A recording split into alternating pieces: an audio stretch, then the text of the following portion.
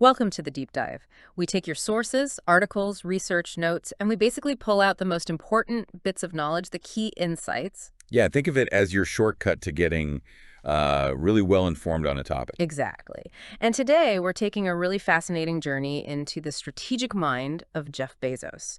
Specifically, we're exploring his remarkable ability to build and leverage networks. Right, throughout Amazon's whole evolution and even beyond that. And this isn't just about, who he knew socially. It's much deeper. It's like a systemic, almost architectural way of creating and influencing entire ecosystems. That's a great way to put it. And we're going to break it down. We'll look at his story through, I think, 7 key stages. 10 stages, yeah. Examining how this networking thing actually showed up, what the benefits were, some were surprising, how you might apply some of this, who he was up against at each stage, and the really invaluable lessons for entrepreneurs. It's kind of a masterclass in seeing connections. Okay, let's dive in. Section 1, the genesis. The very beginning. So picture this. 1994. Jeff Bezos makes this incredibly bold move. Some people thought he was crazy. Oh, yeah. He leaves this really cushy VP job at D.E. Shaw & Co. to start Amazon.com, an online bookstore, from his garage. Literally from his garage. His big advantage, his initial edge, was spotting that the internet was growing at, 2,300% a year. Yeah, an insane number. He called it a gold rush, and he just felt he had to jump in. And right from that start, you see this networking ability. I mean, how do you even begin? Well, first sign, securing that initial cash. Yeah. He convinced his parents to invest a huge chunk of their life savings, $300,000. $300,000. Oh, wow. And then on top of that, he raised $1 million from about 20 angel investors. And the sources say they were really betting on Jeff, on him personally. That really says something about his conviction, doesn't it? It really does. Okay, second sign. He immediately used his personal connections for something really practical: beta testing. He asked like 300 friends and acquaintances to test the first website. And here's the key bit. He encouraged them to spread the word. So building that early buzz. Exactly. Fostering organic early adoption. Turning his own circle into like a launch pad. And the third sign, which I think is really clever, is strategic relocation.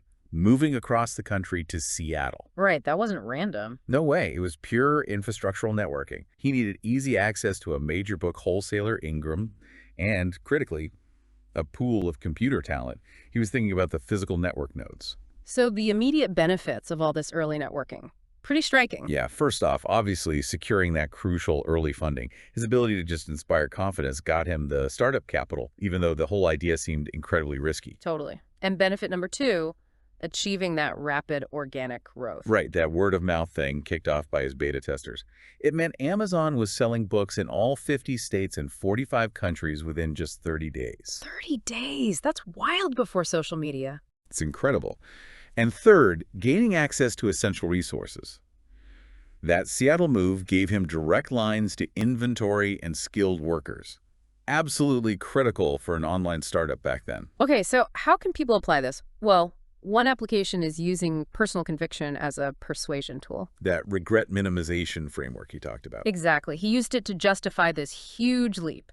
And that likely really resonated with his first backers, his wife. It wasn't just numbers, it was belief. Yeah, that makes sense. And the second application, direct outreach for product validation. He went straight to his personal network for testing. Right. Not just getting feedback, but turning those early users into advocates. That's a powerful first move. And third, that proactive partner identification.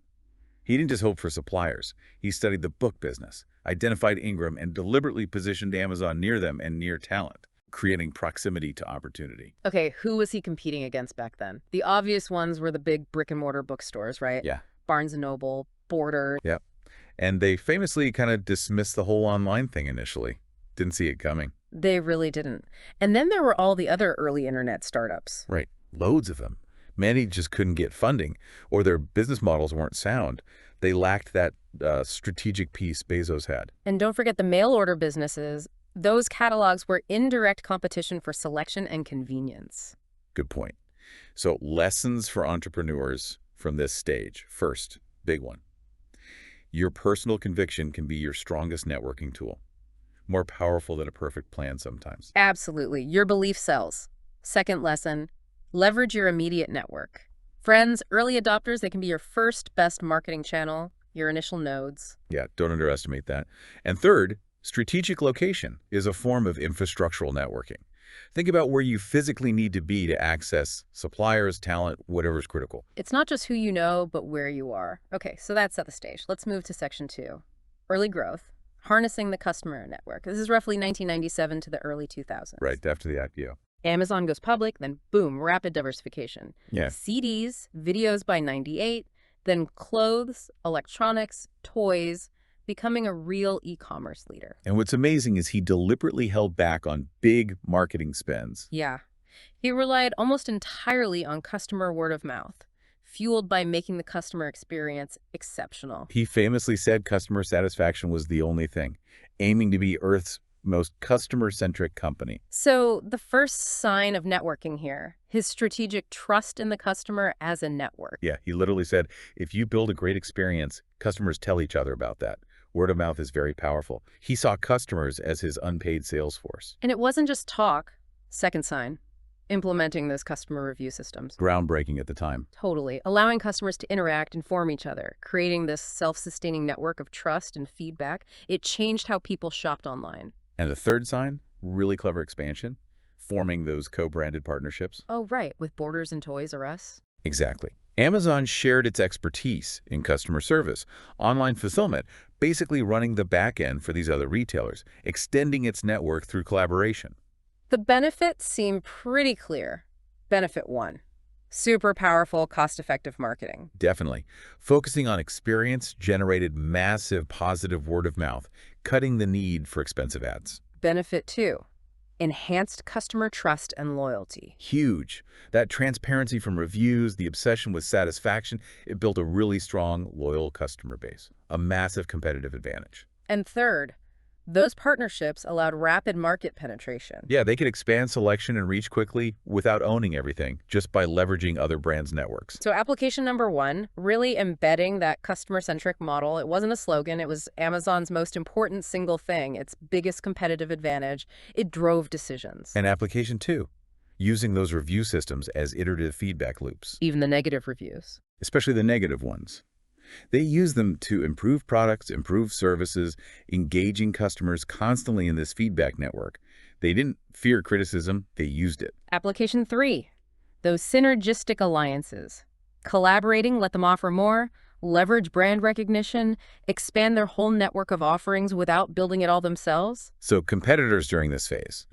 Traditional retailers like Barnes & Noble, Borders are still there, but eventually they even cut deals with Amazon to handle their web traffic. That says a lot. it really does. Then there were other early e-commerce sites. Right, but many lacked that relentless customer focus or couldn't diversify like Amazon. They weren't building that same kind of sticky customer network. And those direct mail catalogs were still hanging around. But Amazon's online model was just, well, superior. Okay, lessons learned here. Lesson 1, customer satisfaction fuels the most powerful network, word of mouth. Create experiences that make customers want to advocate for you. Absolutely. Lesson 2, transparency and community build trust. Empowering customers to share feedback, even the tough stuff, creates a strong, loyal community network. Lesson 3, strategic alliances can seriously accelerate growth. Don't be afraid to partner up if it leverages complementary strengths. Expand your network by connecting with others. Great point.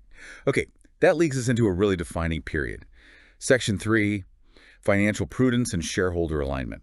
Early 2000s to about 2005. Ah, yes, the dot-com bubble burst. Around 2000, carnage everywhere. Total carnage. Lots of internet companies just vanished. Yeah. But Amazon survived.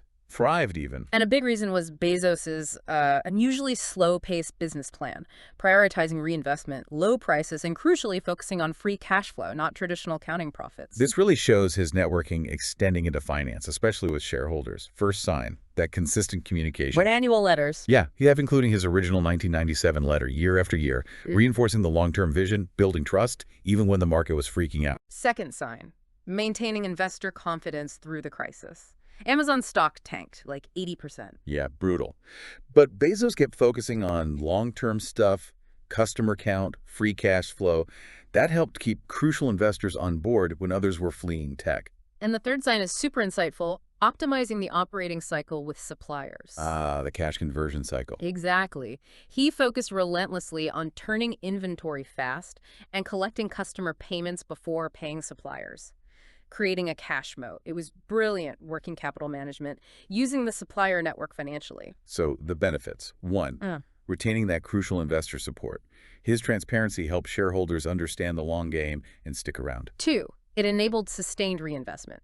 That focus on free cash flow meant Amazon could keep building infrastructure, fulfillment centers, tech, while competitors were just trying to stay afloat. And 3, it built incredible financial resilience. That discipline created a strong foundation.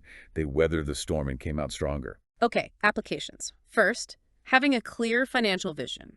Insisting on free cash flow over standard profits gave investors a clear, actionable metric to rally around. He basically re-educated them. And application 2, proactive crisis communication. That famous, ouch, shareholder letter during the downturn. Right. It showed honesty, commitment to the long term, managed perceptions when they were really vulnerable. Application 3, Yeah.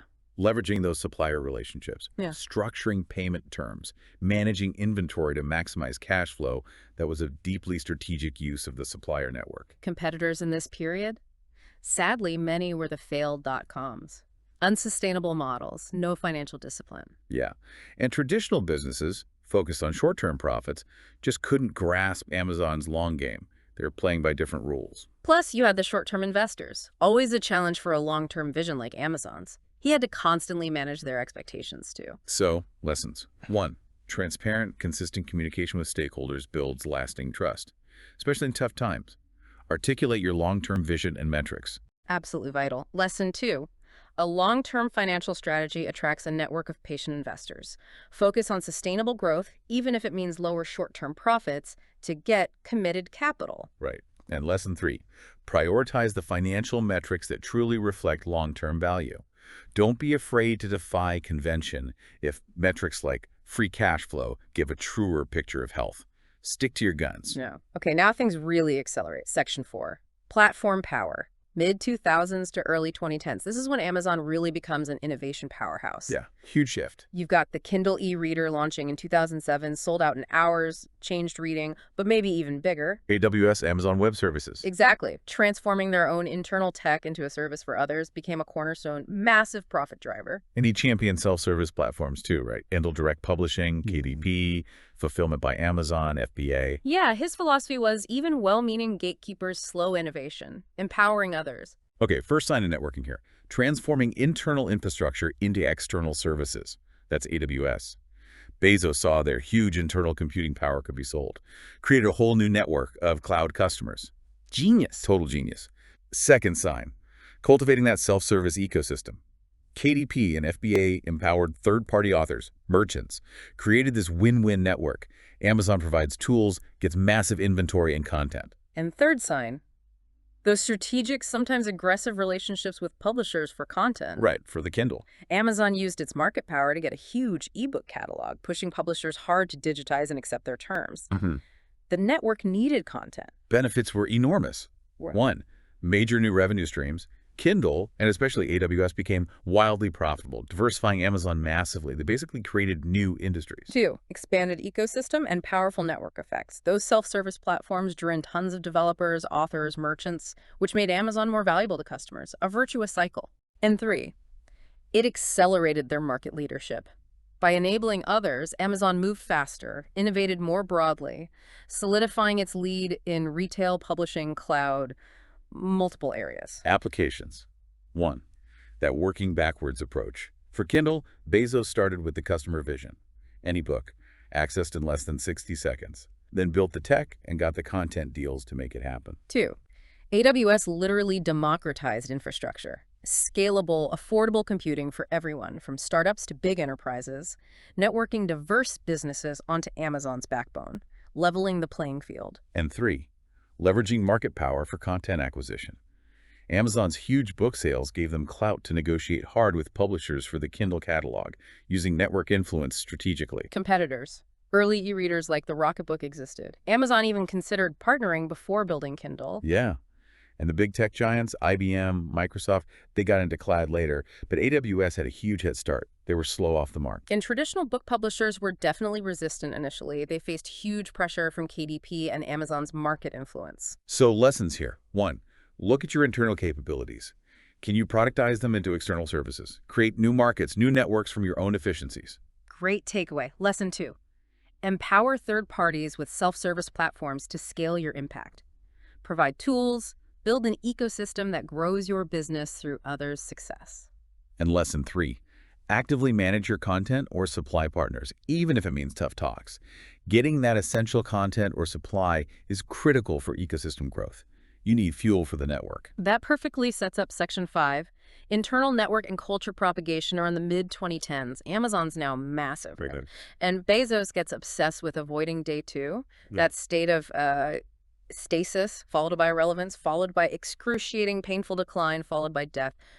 Chilling. Yeah, he was determined to keep that day 1 culture going. Speed, customer obsession, bold innovation. Which led to things like 2 pizza teams and the one-way, two-way door decisions, and embracing failure, like with the Fire Phone, as part of invention. Okay, sign 1 of internal networking.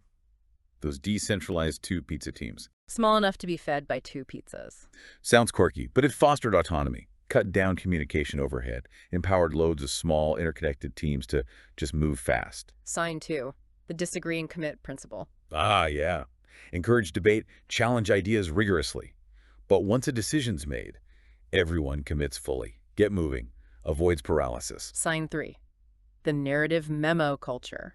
Banning PowerPoint. Revolutionary. Mandating those 6-page narrative memos for meetings forced deeper thinking, clearer communication across the internal networks. Everyone reads, engages critically before talking. Littler decisions. Benefits. 1, sustained innovation, even at massive scale. Decentralized, empowered teams kept experimenting rapidly. 2, high-velocity decision-making. The frameworks let them make choices quickly, which Bezos saw as vital for energy and success. 3, reduced bureaucracy and friction. Minimizing central control avoided those day 2 traps of stagnation and slowness that kill big companies. Applications. 1, structuring teams for efficiency. The 2 pizza rule meant self-sufficient accountable groups, stronger internal working relationships. 2, fostering constructive conflict. Disagree and commit. Made space for tough debate, leading to better ideas before everyone got behind them. 3, cultivating deep thinking through writing. The memo system ensured proposals were well-reasoned and understood before discussion. Higher quality outcomes. Competitors here. Indirectly, it was just large established companies. Amazon was actively trying not to become like them, fighting that day 2 inertia. More directly, you had Google with Google Home versus Amazon Echo, Apple TV versus Fire TV. Constant pressure requiring that internal innovation engine to keep firing. So lessons. 1, internal culture and structure are critical networks for scaling innovation. Design your organization for autonomy, speed, constant improvement. 2, empower small, autonomous teams for agility. The 2 pizza rule isn't just cute, it's a guideline for efficient management, keeping decision velocity high. 3, foster constructive debate followed by unified action. Get diverse views, challenge hard, then commit and execute as one. Balance innovation with execution. Crucial balance. Okay, let's move to Section 6, diversification and broader influence, late 2010s to early 2020s. Right. Amazon's empire keeps expanding beyond e-commerce, reflecting Bezos' vision for total market presence. The big boost here. Huge. 2017, acquiring Whole Foods for $13.7 billion. Massive entry into physical retail groceries. And personally, he bought the Washington Post back in 2013 for $250 million. Yeah. Got actively involved in its digital turnaround, brought it back to profit. Plus, a growing focus on social responsibility. The Bezos Day One Fund in 2018, homelessness, education, and the Bezos Earth Fund in 2020, $10 billion for climate change. Okay, sign 1. That personal acquisition and transformation of legacy media. Buying the Post, engaging staff, boosting tech showed he could network and influence way outside his core business. Sign 2. Strategic entry into physical retail via acquisition. Whole Foods showed he could use M&A networking to expand the ecosystem, tap new customer bases. Sign 3. Leveraging personal wealth for philanthropic networks.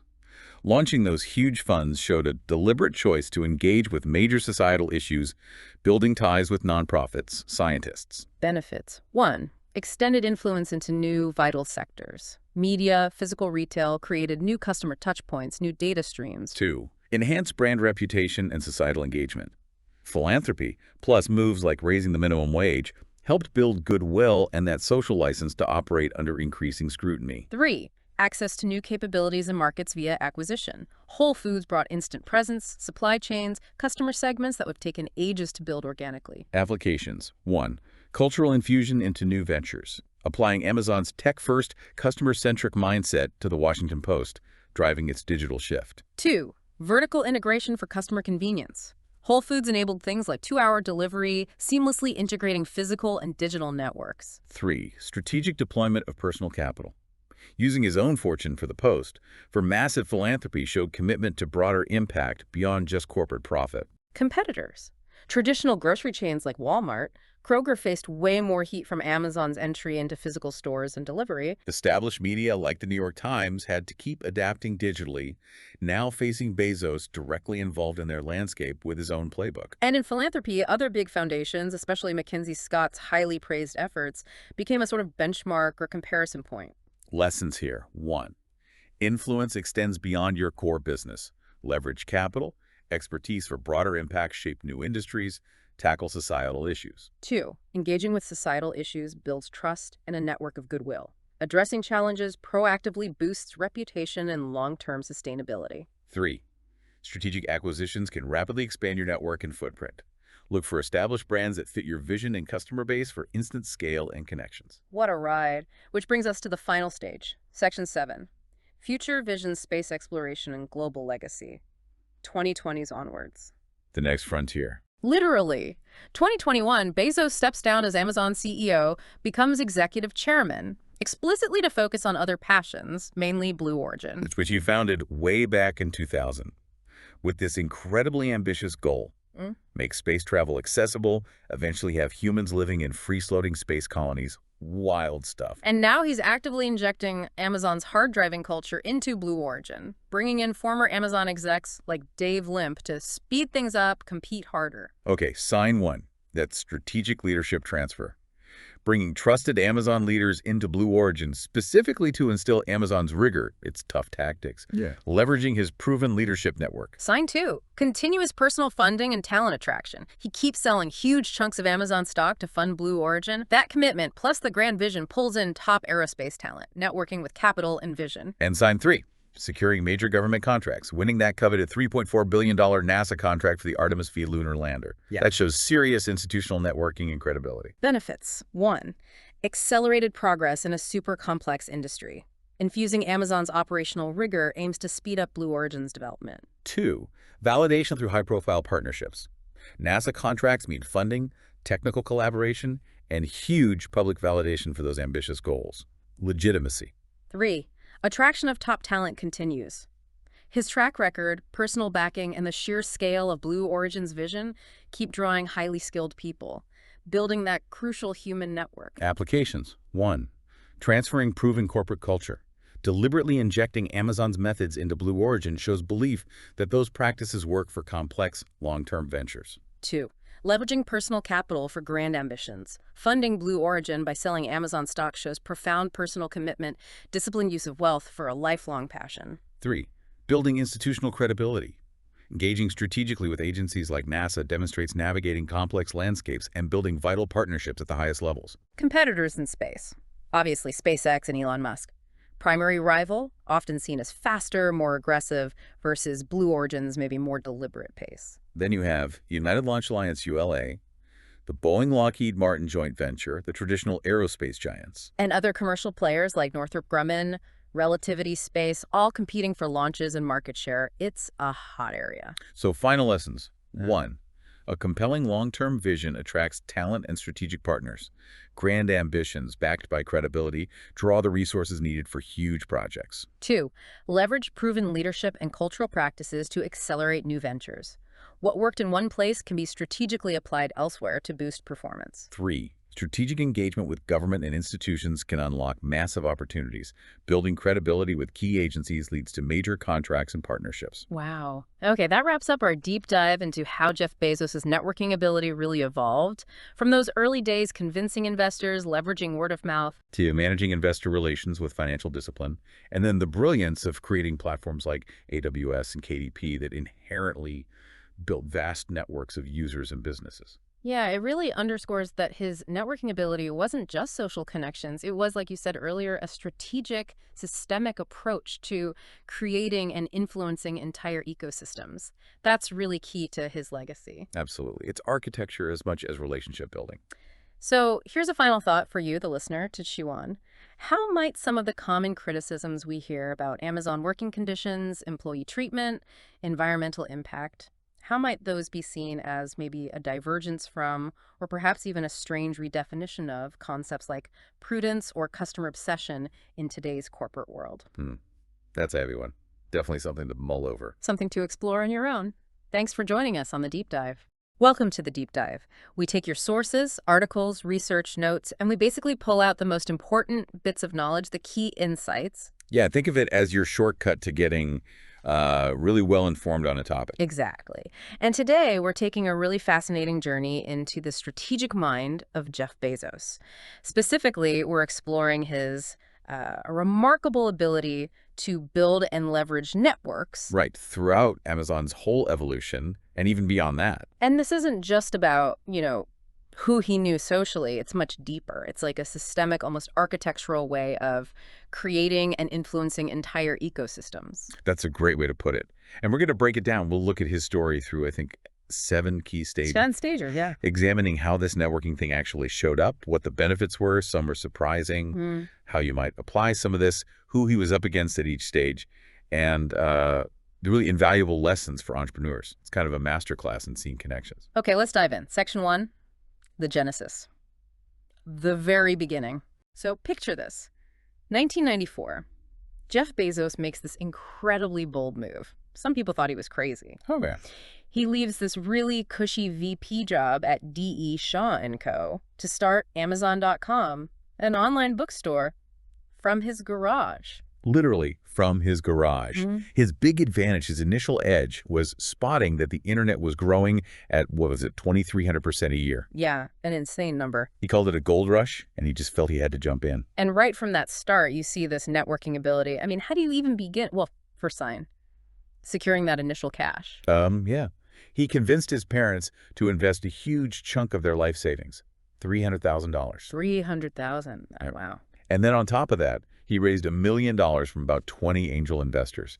And the sources say they were really betting on Jeff, on him personally. That really says something about his conviction, doesn't it? It really does. Okay, second sign. He immediately used his personal connections for something really practical: beta testing. He asked like 300 friends and acquaintances to